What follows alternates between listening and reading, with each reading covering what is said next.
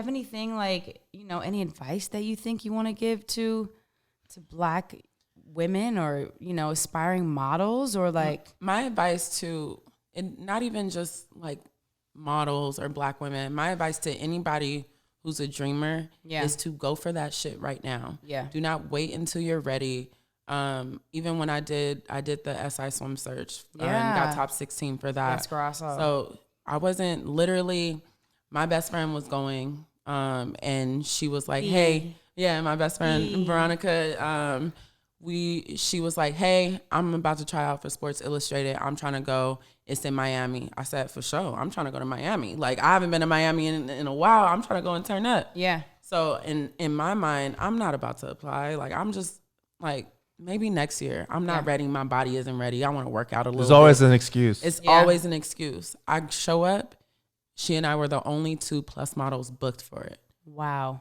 Top 16, and in the whole thing, we were the only 2+ models, and 10,000 girls showed up, and I think they had tens of thousands of online applicants. Wow! So, look at that. and that if you flip that mentality of the average person has that same thought that you had, and they don't pursue it. Yep. So there's actually less people that go for these big opportunities, than you think. Yep. Because most people are like, well, I'll go for this small opportunity or this medium-sized opportunity. They don't go for the big swings. Yeah, exactly. That's and I feel like in my career I've done the like big contest type of things. Like even when I shot the first campaign for Good American. Yeah. And that was another contest thing that I applied for on a whim, like just random as hell.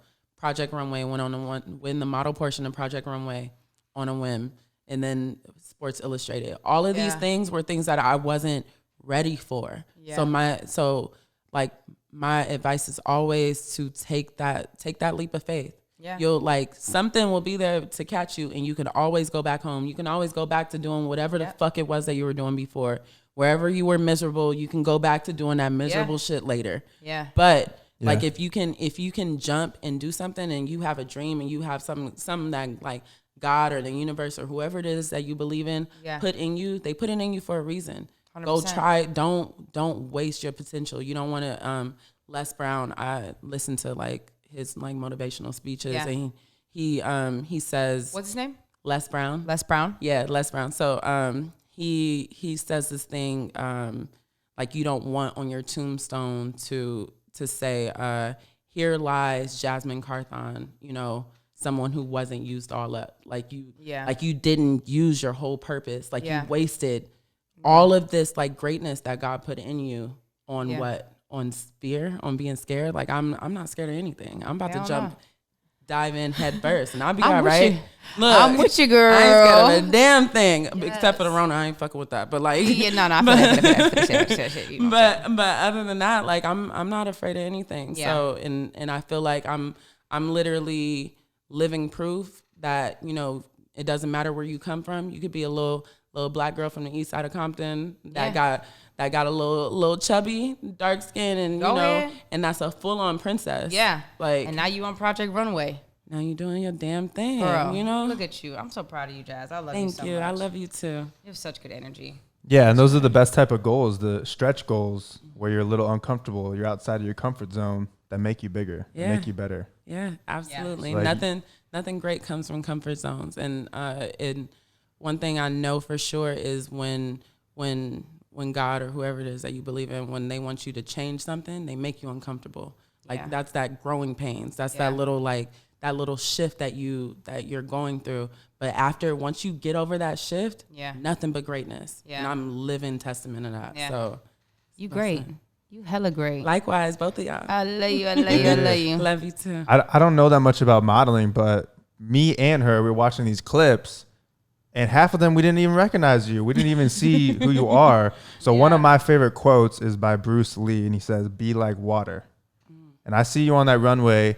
You're like, oh, you got this outfit? Oh, it's made of cars? Okay, well, here, let me get into this role. Let me get into that role. So when you were talking about set etiquette, I would say being versatile and being, even just anything in the entertainment industry, you got to be like that. You got to be flexible. Yeah. And I mean, Bruce Lee, come on. Right, exactly. And know your audience too. I know depending on That's like a little like casting tip. Like before I go to a casting, I research the brand. 100%. I research the brand. I 100%. make sure I show up as like not exactly what their brand is, because you want to give them a little something, little something extra, like something that shows them like you don't want to do exactly what you're doing. You want to elevate a little bit. So let me show you how. Yeah. And then, because you know what's funny is sometimes like I'll pull up with like my curly hair up, we'll do a slick back, and then sometimes I'll pull up with a red lip. And a lot of people say you cannot pull up with the red lip. yes, you can. You can, and I do, and I guarantee every time I do. I Ooh. book that shit every time because I'm the only girl up in there with a little something extra.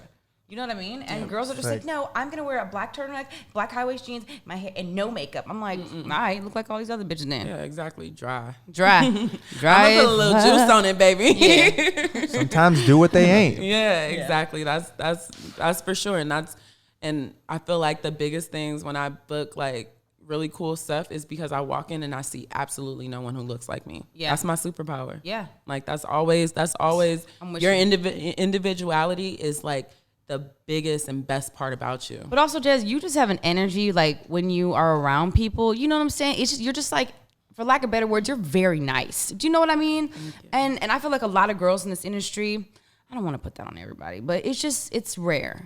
You know? I mean, there's a little mean girl situation. There is. But I feel like that doesn't even apply to us because we're not around that. You know what I'm saying? We're not. We don't deal with it. We don't stand for it. So, yeah. And I think it's important that people should know that. Just be nice, man. Just be nice, cool. And like, sisterhood is important. It really is. Like, and if you, and I know you have this mindset, and I'm assuming Matt also has this mindset. Like, if you live in a mindset of abundance and you know can't nobody take shit from you, like what? Like if I walk into a casting, we've been in the same castings before. 100%. Like, am I gonna go in thinking like, oh shit, Courtney's coming, I gotta turn my shit up? Like, no, I'm like fixing your shirt, bitch. Like you better go up in there and serve. Because when it comes down to it, what's meant you for can't you? take anything from me. I can't take anything from you. You know I know it. Like that's you know I know what it is, girl. and we show up to the same castings because they want a black girl with curly hair. Okay, like, but yeah, no, there's no competition. We don't compete with nobody.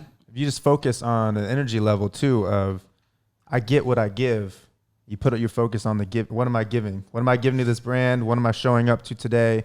You take your energy off of that. You cut it off because you're worried someone's taking something from you. So now you're trying to defend what you got. You're trying to stop somebody from taking it, and you're not giving anymore. Yeah. It's that exchange. You got to have that exchange. You have to have that give and take, and you can't be selfish with what you have to give. Like I have whatever information somebody wants from me, I got you. Whatever. If I can be there, if I can do whatever it is I can, not to the point where I'm like not filling my own cup. Yeah. But I'm in a mindset of overflow. Yeah. I'm spilling over into everyone's cup that I possibly can to make sure that you get what you need. And that's me serving my purpose. Yeah. If I'm holding it all in, what am I doing with it? I feel like we got a good girl group too, you know? We do. We got a good girl group. We really do. So I'm appreciative for sure. I am. I love you. Appreciate you. I love you so much. I can't tell you I love you enough. I love you. All right. Well, we want to thank you for being on I'm Not Racist, My Friend Black. We love you. Thank you. Love you guys too.